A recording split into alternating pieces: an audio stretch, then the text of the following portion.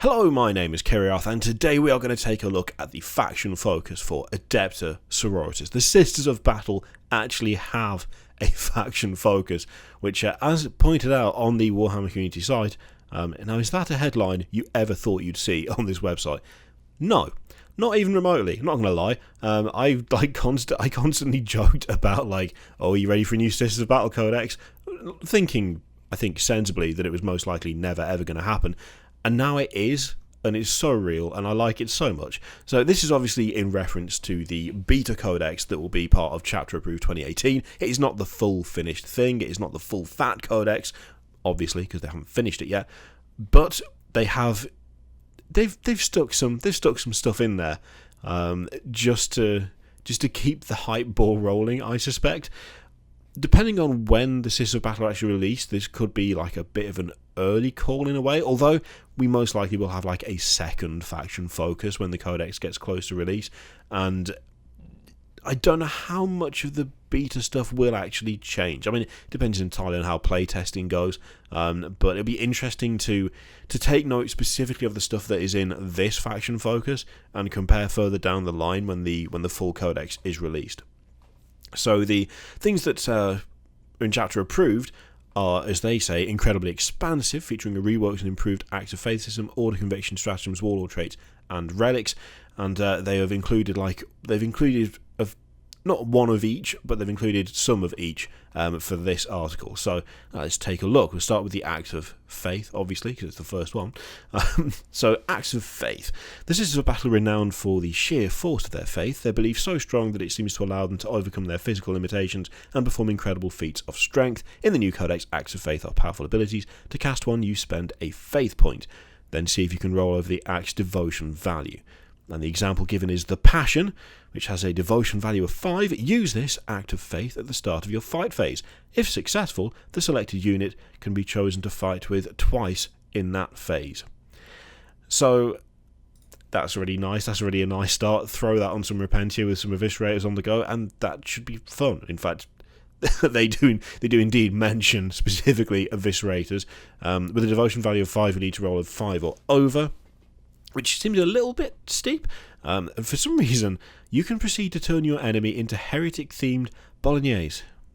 Not sure why specifically that food type, but sure.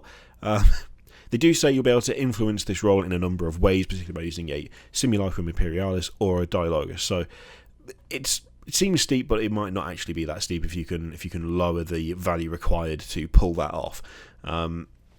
And they've also pointed out, unlike in the previous system, Acts of Faith are designed to scale up based on army size, with you getting an additional faith point for every 10 models with the Acts of Faith rule in your force.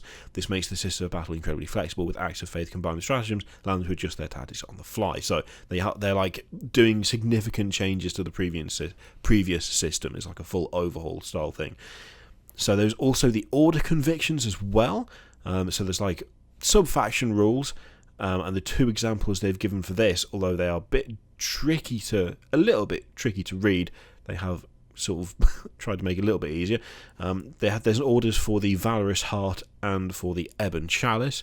So the Order Convictions for the Valorous Heart is Stoic Endurance, like their patron Saint Lucia. Those of the Order of the Valorous Heart are willing to bear any agony in the name of atonement, such as their willingness to suffer their cause, that they can shrug off seemingly mortal wounds without breaking stride. Solid.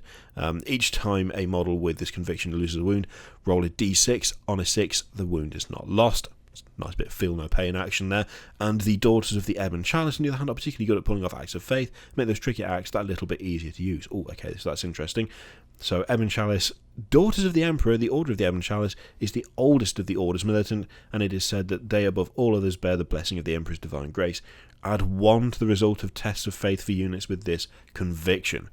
Okay, I like that. So it's a similar system to things we've seen for every force, but as always, there's like a nice little slant to it to make it like relevant to the Sisters of Battle as opposed to all the other things. 6 Order Convictions to choose from in total, so there'll be 4 more. And of course, again, some of this is subject to change because this is the beta stuff, not the final release stuff. I'm only stressing that over and over again because I've already seen someone like, be surprised. I've already seen someone send me a message, surprised that the Sisters of Battle Codex is coming out so early. It's worth, like, hammering that home just in case, because otherwise it's kind of easy to get the wrong idea, I feel. So there's also a few stratagems that have been previewed as well. So with Acts of Faith representing the divine powers of the Sisters of Battle, and Order convictions, the character of their sub-factions, a host of stratagems allow you to use their particular tactical abilities. Now, they've said, turns out it's a lot more complicated than burn anything that looks like a heretic. Personally, I disagree. That seems like slander. But there are, other things you could do as well if you really wanted to. So we have Suffer Not the Witch, Adepta Sororitas stratagem. Those who would wield sorcery against the righteous often find themselves facing the full fury of the ecclesiarchy. So there's one command point. Use the stratagem at the start of any shooting or fight phase. Choose an Adepta Sororitas unit from your army. Until the end of the phase, you can reroll failed wound rolls for attacks made by that unit that target enemy Psyker units. So Psyker assassination for the win on that one. I love this. I'm not going to lie. The humble Stormbolter, that incredibly humble weapon. This is going to be fun. So, Blessed Bolts, one command point. It takes an artifice for a lifetime to produce just one of these Blessed Bolts, which are said to be imbued with the Emperor's divine vengeance, which is a hilarious sentence. I love it. Use this stratagem before shooting with an Adepta Sororitas infantry unit from your army in the shooting phase. Until the end of the phase, change the AP characteristic of Stormbolters that models in that unit are armed with to -2 and the damage characteristic to 2. I like that partially because just the description is so silly, and partially because that feels kind of nasty and very fun. So Blessed Bolts I quite like. It's very thematic, it's very fluffy, and it is excessive, as it should be when you're purging the heretic. And finally, there is the 3 command point Vessel of the Emperor's Will. The Emperor's Grace extends from his chosen leaders to those that follow them into battle. Use this stratagem after a successful test of faith roll is made for an Adepta Sororitas character from your army. The act of faith used on that character affects all friendly Adepta Sororitas units within 6 inches of the character. This does not cost any additional faith points, and no additional tests of faith are required. I do like that. Obviously, we need to see more of the acts of faith stuff to see just how fun and interesting that's going to be, but turning that stuff into an aura that will affect units around, I'm assuming you'll be able to do some fun stuff with that. Otherwise they wouldn't bother to show it off. So yeah, that's one of those one to watch out for when you actually get the Codex and have a look through, having a look at the other acts of faith to seeing what kind of interesting combinations can be created with that system, and then dropping that. 3 command points is fairly steep, but it is providing just a 6-inch aura. So if it's anything with the Adepta Sororitas keyword, that could apply to hopefully anything in the Force. That is, yeah, I don't know. That could be fun. That could be really fun. Okay, so we also have some Warlord traits and relics. Look, this is just, I'm liking this, especially after that last command point. That last stratagem, the 3 command point one. So the Book of St. Lucius. This tome contains the complete writings of St. Lucius of Agathir, the first arch-confessor. Such was St. Lucius' zeal and devotion that his book was penned with his own blood. Now, I'm going to be honest, I can't remember enough of my Sisters of Battle history, and I can't remember enough of previous codexes or whatever to know whether that's a new thing, that St. Lucius had such zeal and devotion that his book was penned with his own blood, or whether that's a new addition to the overall absurdity that is just everything.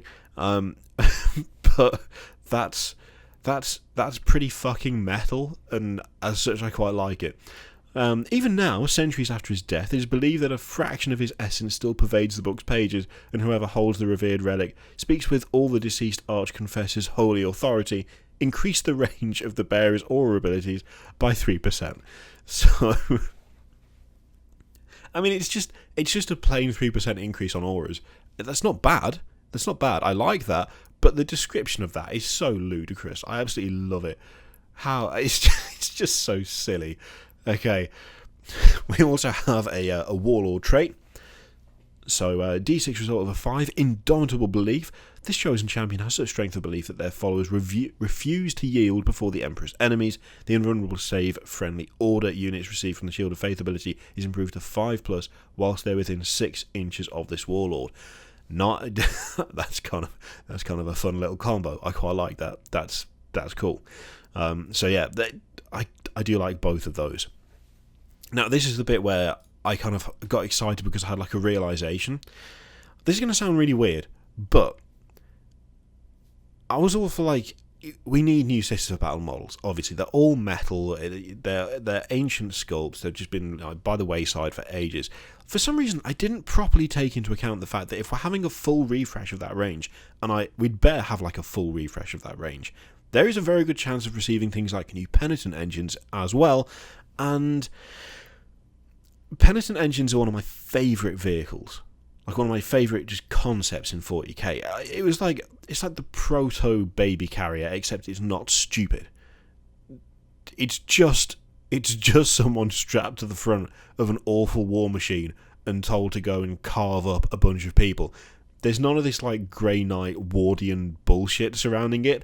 It is just a horrific engine of war with some poor bastard like chained to the front telling it what to do. I really like just the idea of Penitent Engines. The models are still good. They still need like reworking. They still need new versions because the metal is garbage, and putting them together is a pain in the arse. And the ones that I had fell apart constantly. Even pinned, they weren't particularly sturdy. I don't know whether I just had like a bad lot, but the couple I had were not good. And I hadn't really considered the fact that there's a good chance we'll get like new Penitent Engines, new tanks, that kind of thing. I was more just focused on the infantry because that's the thing you need the most of. But new Penitent Engines would be absolutely solid. So there is a preview of the Penitent Engines. They got even better in the beta codex, and they can't resist sharing how. Good. For one, these war machines now always fight twice in the fight phase, and for another, they've been given an ability to ignore wounds. So, Zealot. With Righteous Fervour, the Emperor's Faithful deliver his Furious Judgment. You can reroll failed hit rolls for this unit and a turn in which it made a charge move, was charged, or performed a heroic intervention. Desperate for Redemption, this unit can fight twice in each fight phase instead of only once. And Berserk Killing Machines. Each time a model with this ability loses a wound, roll a d6. On a 5+, the model does not lose that wound.